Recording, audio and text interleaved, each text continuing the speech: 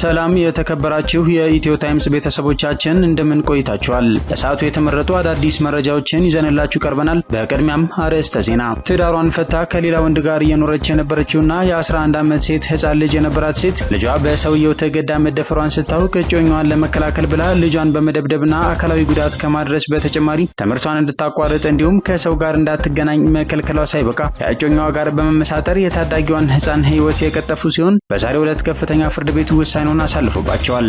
በሌላ በኩል የውርስ ጥያቄን አስመልክቶ የኔ ልጅ አይደለህም ብሎኛል በማለት የገዛ ወላጅ አባቱን የገደለው ግለሰብም እንደተፈረደበት ሰምተናል። ዝርዝሩን የምናስደምጣቸው ይሆናል። የክልል ርዕሰ መስተዳድሩ ከጎበኙት በኋላ ገበሬዎቹ ተባረው ጦሙን እያደረ ያለው የስንዴ አምራች ቦታ አምና መከላከያ አሳርሶት የነበረ ሲሆን ዘንድሮ ግን አረም በቅሎበታል ተባለ። ስፍራውን አቶ ሽመልስ የዛሬ 2 ዓመት ገደማ ካዩት በኋላ አርሶ አደሮቹ የዛ አካባቢ ተወላጅ አለመሆናቸውን ሲያውቁ ደስተኛ እንዳልሆኑና ከዚያ በኋላ ወረራ፣ ማፈናቀል፣ ቤት ማፍረስና ማቃጠልን ጨምሮ ህይወታቸውን ያጨለመ ጉዳይ እንደተፈጠረ ተናግረዋል። ሌላኛው መረጃችን ነው። የአማራ ፋኖ ብሔራዊ ኃይል የጎጃም አገው ምድር ክፍለ ጦር የ10 አለቃ ኤፍሬም አጥናፉ ብርጌድ ዛሬ በተደረገው አጠቃላይ የሁለት ቦታ ወደ ውጊያ ውሎ ከ48 በላይ የመንግስት ኃይል መገደሉና አበበ ጊኒን ጨምሮ ከ36 በላይ የሚሆን ከባድ ቁስለኛ ሆኗል ተብሏል። በሌላ ሰፈር የመንግስት ኃይል እንዲሸሽና ጊሳ ከተማን መቆጣጠር መቻሉ ተነግሯል። ተጨማሪ አለን። ስራ ያቆሙ የመቀለ የፍትህ አካላት የደህንነት ስጋታችን ተባብሷል ሲሉ ገለጹ። በክልሉ የተፈጠረው የፖለቲካ ሽኩቻ ፍርድ ቤት ድረስ ተከትሎ መጥቷል ብለዋል። የከፍተኛ ባለስልጣናት ዘመድ አዝማድ ፍርድ ቤት ሲቀርቡ የፍርድ ሂደቱን ለማዛባት ከማስፈራራት እስከ ሁከት መፍጠር እንደሚካሄድ የተገለጸ ሲሆን ጉዳዩ ታርጋ የሌላቸው ፓትሮሎችን በመጠቀም ስም እየጠቀሱ እስከ ማስፈራራት ደረጃ መድረሱ ተመላክቷል። ዝርዝሩን አዘጋጅተናል። የሩሲያ የአየር መከላከያ ኃይል የጠላት አውሮፕላኖችን፣ ድሮኖችን ወይም ሚሳኤሎችን ለመከላከል በሚያገለግለው የሩሲያ ወታደራዊ የአየር መቃወሚያ ስርዓት ወደ ሞስኮ ክልል የተጠጉ 35 ድሮኖችን ጨምሮ 105 ያህል የዩክሬን ድሮኖችን መጥቶ መጣሉን አስታውቋል። ተጨማሪ አዘጋጅተናል። ወደ ኢትዮ ታይምስ ቤተሰቦቻችን እነዚህንና ሌሎችም ያልተሰሙ አዳዲስ መረጃዎችን ለማድመጥ ላይክ፣ ሼር፣ ሰብስክራይብ በማድረግና የቻናላችን ቤተሰብ በመሆን እስከ መጨረሻው ድረስ አብራችሁን እንድትቆዩ በአክብሮት እንጋብዛለን።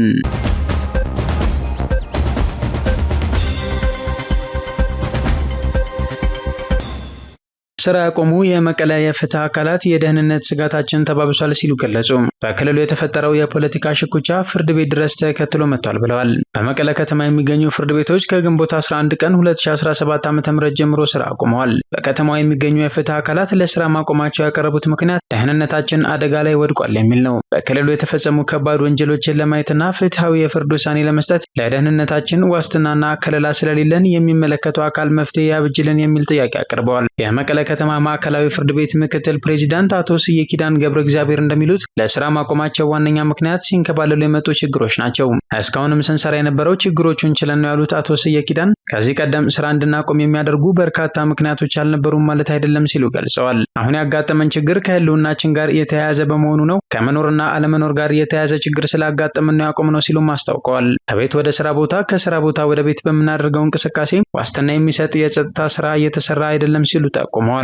ለደህንነታቸው በመስጋት ስሜ እንዳይጠቀስ ያሉት የመቀለ ከተማ የአንዱ ክፍለ ከተማ ዋና አቃቤ ህግ በክልሉ የተፈጠረው የፖለቲካ ሽኩቻ ፍርድ ቤት ድረስ ተከትሎ መጥቷል ሲሉ ተናግረዋል። አንዱ ቡድን አንዱን ለማጥቃት በሚደረግ የሴራ ፖለቲካ የፍርድ ሂደቱ እየተረበሸ ይገኛል ሲሉ ጠቅሰው በክልሉ የተፈጠረው ሁለት ጎራ አንዱ አንዱን ለማጥቃት የሚደረግ እንቅስቃሴ በፍርድ ሂደቱም ላይ ጥላውን አሳርፏል ሲሉ ገልጸዋል። ከለላ ያስፈልገናል፣ አናርኪ፣ ስርዓት አልበኝነት ተፈጥሯል ያሉት ዋና አቃቤ ህጉ የከፍተኛ ባለስልጣናት ዘመድ አዝማድ ፍርድ ቤት ሲቀርቡ የፍርድ ሂደቱን ለማዛባት ከማስፈራራት እስከ ሁከት መፍጠር ይሄዳሉ ሲሉ ተናግረዋል። ግንቦት 8 ቀን 2017 ዓ.ም የተፈጠረውን ክስተትም እንደ አብነት አንስተዋል። በዕለቱ ሲታይ በነበረው የፍርድ ሂደት በክልሉ የጸጥታ ኃይል ውስጥ የሚገኙ ባለስልጣን እጅ በነፍስ ማጥፋት ወንጀል ተጠርጣሪ ሆኖ መቅረቡን በመግለጽ ይህም በፍርድ ስርዓቱ ላይ ተጽዕኖ አስከትሏል ብለዋል። አቃቤ ህጉ የግድያ ወንጀሉ አቶ ጌታቸው ረዳ የጊዜያዊ አስተዳደሩ ፕሬዝዳንት በነበሩበት ወቅት የተፈጸመ ነው። የአንዲት ሴት ግድያ ተጠርጥሮ ለእስር የተዳረገው በክልሉ የጸጥታ ኃላፊነት ቦታም በክልሉ ፖሊስ በምክትል ኮሚሽነርነት እየሰሩና በአቶ ጌታቸው የተባረሩት ባለስልጣን ልጅ ነው ሲሉ ተናግረዋል። ግድያው ራሱ ፖለቲካዊ መልእክት ያለው ተደርጎ ነበር የተወሰደው ሲሉ ያስታወቁት አቃቤ ህጉ በነፍስ ማጥፋት ወንጀል ተጠርጥሮ ፍርድ ቤት የቀረበው ልጅ አባት በአቶ ጌታቸው መባረራቸውን ተከትሎ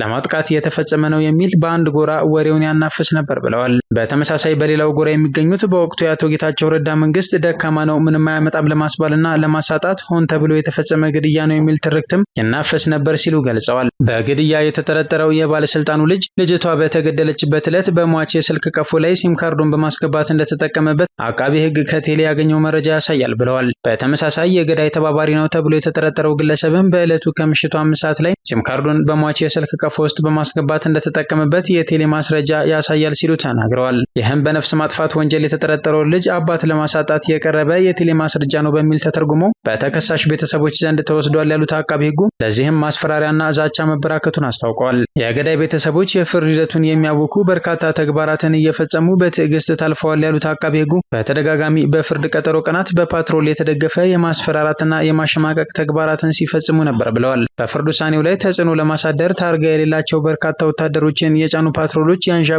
ነበር ሲሉም አስታውሰዋል። በመጨረሻ በተለይም ደግሞ ግንቦት 8 ቀን 2017 ዓ.ም በዋለው በፍርድ ሂደት ማጠቃለያ ላይ ተጠርጣሪው ጥፋተኛ ሆኖ በመገኘቱ አቃቢ ሕግ ሞት እንዲፈረድበት የፍርድ ሀሳብ ማቅረቡን ተከትሎ የገዳይ ቤተሰቦች ሁከትና ግርግር ፈጠሩ ብለዋል። ወንበር አንስቶ ዳኞች ላይ እስከ መወርወር የደረሰ ተግባር ተፈጽሟል ሲሉ በመግለጽ በዕለቱ ዳኞችም ከፍርድ ቤት ሸሽተው መውጣታቸውን አስታውሰዋል። አቃቢ ሕጉ አክለውም ከግንቦት 11 ቀን 2017 ዓ.ም ጀምሮ የፍርድ ቤት ስራ የቆመው ከለላና ዋስትና ይሰጠን የሚል ብቻ ነው። ለደህንነታችን ዋስትናና ከለላ ተሰጥቶን ወደ ስራ እንመለስ የሚል ጥያቄያችን እስኪመለስ ነው ስራ ያቆም ነው እንጂ አድማ እያካሄድን አይደለም ብለዋል። በተመሳሳይ ከድምጽ ወያነ ቴሌቪዥን ጋር ቃለ ምልልስ ያካሄዱት የከተማዋ ማዕከላዊ ፍርድ ቤት ምክትል ፕሬዚዳንት አቶ ስዬ ኪዳነ ገብረ እግዚአብሔር በመቀለ ከተማ ፍርድ ቤቶች ስራ ያቆሙት የጸጥታና የደህንነት ስጋት ስላለባቸው ነው ብለዋል። በግል መኪና እንዲሁም ታርጋ የሌላቸው ፓትሮሎችን በመጠቀም ስም እየጠቀሱ እንትና የምትባለው ዳኛ አንተነህ በሚል ማስፈራራት አይሏል ብለዋል። መንገድ ላይ ዳኞችን ስለሚፈልጓቸው ከቤት ወጥቶ ወደ ስራ ቦታ መሄድ አስቸጋሪ እንደሆነባቸው ገልጸዋል። ችግሩ እልባት እስኪያገኝ ድረስ የከተማዋ የማዕከላዊ ፍርድ ቤትና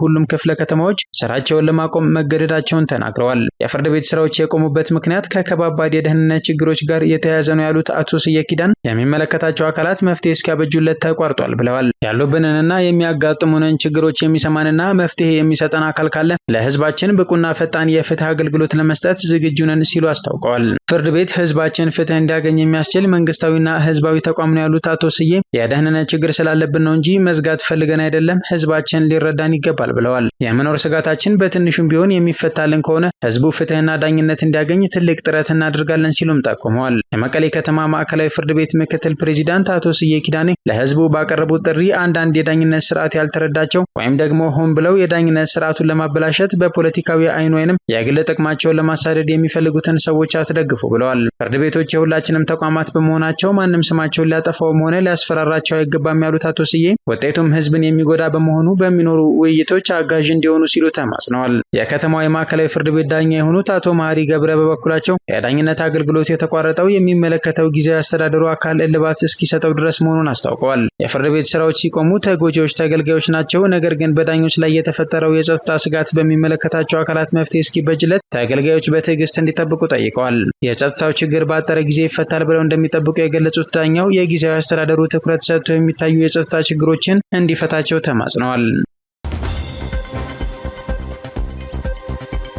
የኔ ልጅ አይደለህም ብሎኛል በማለት የገዛ ወላጅ አባቱን የገደለው ግለሰብ በእስራት ተቀጣ። በምስራቅ ባሌ ዞን ለገሂዳ ወረዳ ወላጅ አባቱን በአንድ ጥይት ተኩሶ የገደለው ወጣት በእስራት ተቀጥቷል። የምስራቅ ባሌ ዞን ፖሊስ ዋና መምሪያ የተለያዩ ወንጀሎችና የነፍስ ግድያ ምርመራ ክፍል ኃላፊ ኢንስፔክተር አሻግሬ ጥላሁን እንደገለጹት ተከሳሽ አብዲ ኑሪ አህመድ የተባለው የ21 ዓመት ወጣት አባቴ የኔ ልጅ አይደለህም አለኝ በማለት በአንድ ጥይት ተኩሶ በመግደሉ በእስራት መቀጣቱን ተናግረዋል። ተከሳሹ ሚያዝያ 14 ቀን 2017 ዓ.ም አባት ልጃቸው ለኔም እንደሌሎች ታላላቅ ወንድሞቼ የንብረቶች ተጠቃሚ አድርገኝ የሚል የልጅ ጥያቄ ያነሳ ሲሆን በአባት በኩል የልጅን ጥያቄ ለመቀበል ፈቃደኛ ሳይሆኑ እንዲያውም አንተ የኔ አይደለህም የሚል መልስ ሲያገኝ ተከሳሹ በስሜት ተነሳስቶ ድርጊቱን መፈጸሙን በሰጠው ቃል አረጋግጧል። ፖሊስ የምርመራ መዝገቡን በሰውና በአስክሬን ምርመራ ካረጋገጠ በኋላ የምርመራ መዝገቡን ለአቃቢ ሕግ በመላክ በወንጀል ሕግ ቁጥር 539 ክስ ቢመሰርትም የምስራቅ ባሌ ዞን ከፍተኛ ፍርድ ቤት የአቃቢ ሕግ ክስን አሻሽሎ በወንጀል ሕግ 541 2 ስር ተከሳሽ አብዲ ኑሪ አህመድ ከፍ ባለ ደምን በሚያፈላ ምክንያት ተነሳስቶ በስሜታዊነት የፈጸመው ነው በማለት ግንቦት 8 ቀን 2017 ዓ.ም በዋለው ችሎት በ12 ዓመት እስራት እንዲቀጣ የወሰነበት መሆኑን ኢንስፔክተር አሻግሬ ተናግረዋል። ወላጅ እናቷና የእንጀራ አባቷ በሞት እንዲቀጡ ተወሰነ።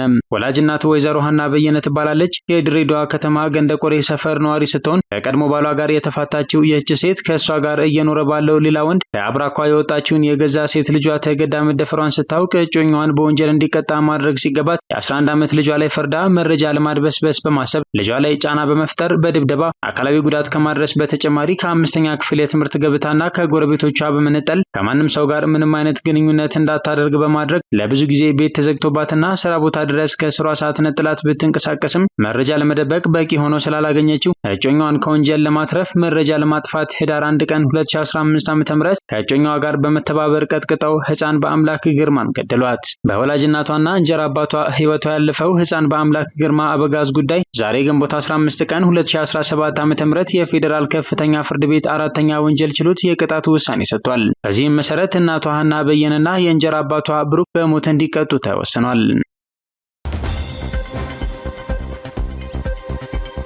የክልል ርዕሰ መስተዳድሩ ከጎበኙት በኋላ ገበሬዎቹ ተባረው ጦሙን እያደረ ስላለው የስንዴ አምራች ቦታም መሰረት ሚዲያ መረጃ አውጥቷል። አምና መከላከያ አሳርሶት ነበር፣ ዘንድሮ ግን አረም በቅሎበታል ተብሏል። መንግስት በቅርብ ዓመታት በምግብ ራስን በመቻል ዙሪያ ብዙ ሙከራ እያደረገ እንደሆነ ተናግሯል። አንዳንድ ዓለም አቀፍ አጋሮችና ሚዲያዎች በተለይ ስንዴ ወደ ውጭ ተላከ በሚለው መረጃ ዙሪያ ብዙ ጥርጣሬ እንዳላቸውና በሀገሪቱ በሚሊዮኖች የሚቆጠሩ የተራቡ ዜጎች እያሉ ስለ ስንዴ ኤክስፖርት ማውራት አግባብነት እንደሌለው ጠቅሰው የሚከራከሩም አሉ። የስንዴው አርበኛ የሚል ቅጽል ስም የተሰጣቸው የኦሮሚያ ክልላዊ መንግስት ፕሬዚዳንት አቶ ሽመልስ አብዲሳ ደግሞ ወደ ሰብል እርሻዎች በመሄድ ይህንን ጉዳይ ደጋግመው በማንሳት ይታወቃሉ።